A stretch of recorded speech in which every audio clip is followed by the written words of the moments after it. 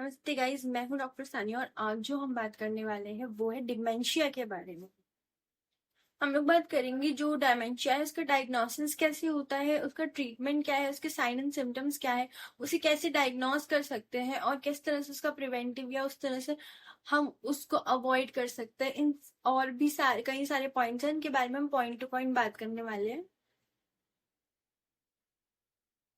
तो dementia basically क्या है? बेसिकली कहा जाता है कि डिमेंशिया जब लोग बहुत ज्यादा भूलते हैं, उस बीमारी को अगर नॉर्मल लैंग्वेज में कहा जाए तो डिमेंशिया कहते हैं। बट डिमेंशिया बेसिकली एक एबनॉर्मल फंक्शनिंग है हमारे थिंकिंग प्रोसेस में, मेमोरी में और रीजनिंग प्रोसेस में। थिंकिंग, मेमोरी और रीजनिंग, जब इन तीनों में माल फंक्शन होता है तो उस टाइम पे हम डिमेंशिया को कंसीडर करते हैं। और जो ये है हमारी डेली जो बॉडी का फंक्शनिंग हो रही है, डेली रूटीन हो रही है, उसमें इंटरफेरेंस करती है ये चीज। डेली लाइफ में बहुत ज्यादा डिस्टर्ब होती है और नॉर्मल मेंटल फंक्शनिंग जो होती है वो डिस्टर्ब हो जाती है। ऐसी कंडीशन को हम डिमेंशिया कहते हैं। जो डिमेंशिया होता है वो क्रॉनिक होता है, ग्रेजुअल होता है, यानी कि ये बहुत ही एकदम से आने वाली बीमारी नहीं है, बहुत लंबे समय से अफेक्ट कर रही होती है हमारी ब्रेन की सेल्फ को, फंक्शनिंग्स को, न्यूरो यानी कि जो केमिकल्स हमारे दिमाग में होते हैं उनको। और ये ग्रेजुअली धीरे धीरे ही जो है डेवलप होती है इंसान के शरीर में, दिमाग में। इसके रीजंस क्या क्या हो सकते हैं? इस क्रॉनिक बीमारी यानी कि डिमेंशिया के रीजंस बहुत सारे हैं।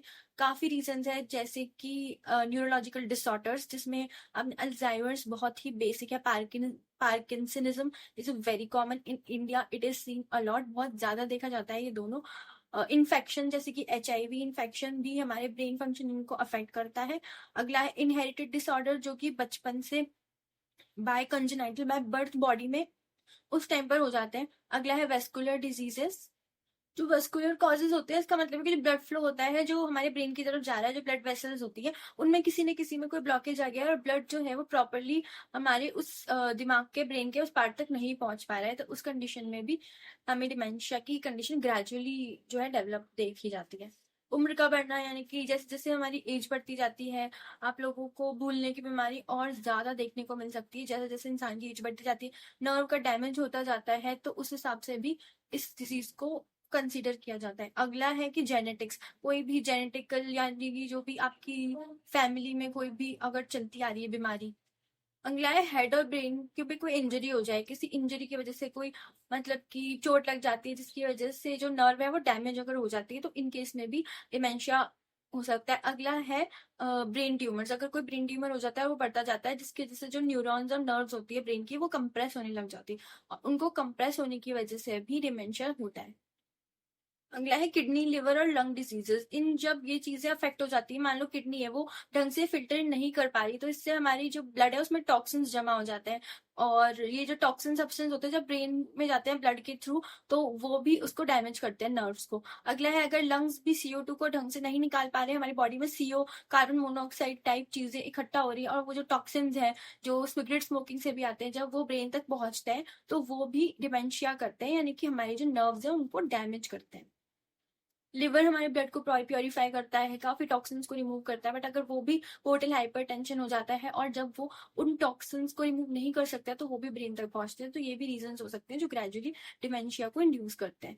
अगला है पॉइजनिंग, अगर मानिए किसी चीज की पॉइजनिंग हो जाती है, तब उस केस में भी वो पॉइजन जो है वो दिमाग तक पहुंचते हैं और उसे डैमेज करते हैं। नेक्स्ट जो कॉज है वो है हाइपोक्सिया और डिहाइड्रेशन। हाइपोक्सिया में जो है ऑक्सीजन की कमी हो जाती है, प्रॉपर ऑक्सीजन हमारे जो ब्रेन है वहां तक नहीं पहुंच पाता है। और अगला जो रीजन है, जैसे फैक्ट्री वर्कर्स होते हैं ना, यहाँ की जो वर्क करते हैं इन जगहों पे, वहाँ ऑक्सीजन की बहुत कमी रहती है, जो माइंस वगैरह में, तो वो लोग भी बहुत प्रोन टू होते हैं डिमेंशिया को। अगला है डिहाइड्रेशन, मान लीजिए बॉडी में पानी की कमी हो गई है तो हमारा ब्लड की सप्लाई भी कम हो जाएगी, डिहाइड्रेटेड इंसान हो जाएगा, हाइपोवॉल्यूमिक जिसको बोलते हैं, और उसकी वजह से उसके ब्रेन तक वो ब्लड सप्लाई नहीं पहुंच पाएगी, जिसकी वजह से डिमेंशिया होता है। नेक्स्ट जो रीजन है वो है अल्कोहलिज्म, यानी कि अगर कोई इंसान बहुत ज्यादा अल्कोहल का कंजप्शन कर रहा है बहुत ही कम एज से, तो उसी उसमें भी वो धीरे धीरे अल्कोहल जो है उसकी नर्व सेल्स को, ब्रेन सेल्स को डैमेज करता हुआ दिखेगा, और वो भी डिमेंशिया हो सकता है। अगला कॉज है डिप्रेशन। डिप्रेशन वाले पेशेंट्स जो बहुत लंबे समय से डिप्रेशन में और बाहर नहीं हो पाए हैं, उनकी भी नर्व्स जो है वो डैमेज होना स्टार्ट होकर देती है।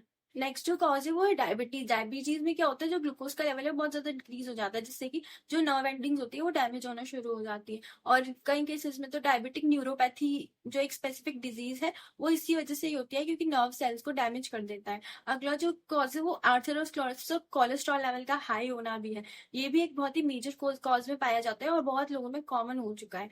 तो आपके हाई कोलेस्ट्रॉल लेवल्स भी जाकर बाद में आपके ब्लड फ्लो को डिस्टर्ब करेंगे, जिससे कि जो नर्व सेल्स है वो डैमेज हो सकते हैं।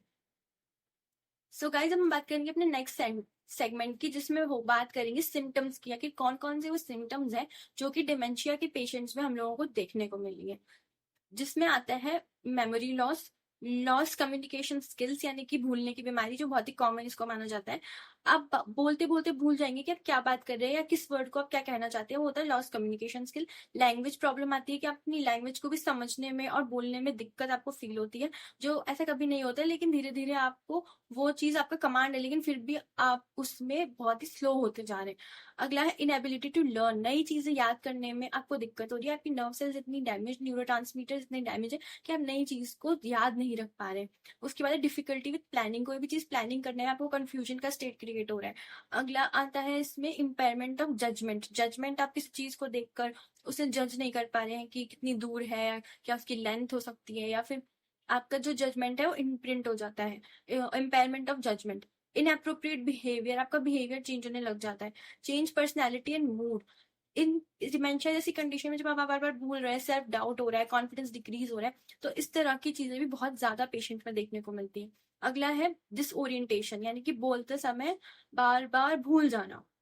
अगला है सीवियर कंफ्यूजन होता है पेशेंट को, और नेग्लेक्ट करता है पर्सनल केयर, यानी कि वो भूलते भूलते उसका ऐसा हाल हो जाता है कि वो एक पर्सनल केयर, पर्सनल चीजों को भी इग्नोर करने लग जाता है। काफी डिल्यूशनल और इल्यूजन हो जाएगा, पेशेंट्स को हेलुसिनेशंस होंगे, जो चीज असली में नहीं है से वो भी दिखेगी, वो डिल्यूजन में रहने वाले, इल्यूजन में। ये सारी चीजें साइकोलॉजिकल फैक्टर्स होती है जो बहुत ज्यादा अफेक्ट हो जाती है। डिमेंशिया के लिए डायग्नोस्टिक टेस्ट क्या क्या होते हैं, इसमें फर्स्ट तो आता है कि फैमिली एग्जामिनेशन करते हैं कि फैमिली हिस्ट्री में कभी किसी को अल्जाइमर, पार्किंसन या फिर डिप्रेशन या फिर डिमेंशिया जैसी कंडीशन रही है किसी को क्या। उसके अगला आता है कि फिजिकल एग्जामिनेशन करते हैं कि पेशेंट अभी कैसा है, और उसको चलने में या मतलब उस बैठने में, कोई चीज याद करने में, वो अपना मतलब पर्सनली वो क्या फील कर रहा है उस चीज को पता करते हैं। नेक्स्ट होता है न्यूरोलॉजिकल एग्जामिनेशंस करते हैं, जिसमें रिफ्लेक्सेस चेक होते हैं, बहुत तरह के रिफ्लेक्सेस होते हैं जो कि चेक किए जाते हैं डॉक्टर के द्वारा। अगला आता है कि सीटी स्कैन और एमआरआई, सीटी स्कैन और एमआरआई करके ये पता लगा सकते हैं कि कोई ट्यूमर तो नहीं है जिसकी वजह से, कोई क्लॉटिंग तो नहीं है जिसकी वजह से ये प्रॉब्लम हो रही है, कोई नर्व डैमेज हो रही है। अगला आता है केएफटी और एलएफटी, यानी कि किडनी फंक्शन टेस्ट, जिसको हम रीनल फंक्शन टेस्ट भी बोलते हैं, यानी कि आरएफटी और एलएफटी यानी कि लिवर फंक्शन टेस्ट। लिवर और किडनी में कोई डैमेज तो नहीं है, उनका लेवल क्या है, उनकी नॉर्मल जो सिक्रीशंस होते हैं उनकी वैल्यू क्या है, इससे पता लग के भी हमें पता लग जाता है कि हमारी किडनीज और लिवर जो है वो डैमेज तो नहीं है, जिसकी वजह से हमारे नर्व सेल्स में कोई डैमेज पहुंच रहा हो। अगला है सीएसएफ कल्चर, ये इन्फेक्शन तो नहीं है कोई ब्रेन में, ये पता लगाने के लिए करवाया जाता है।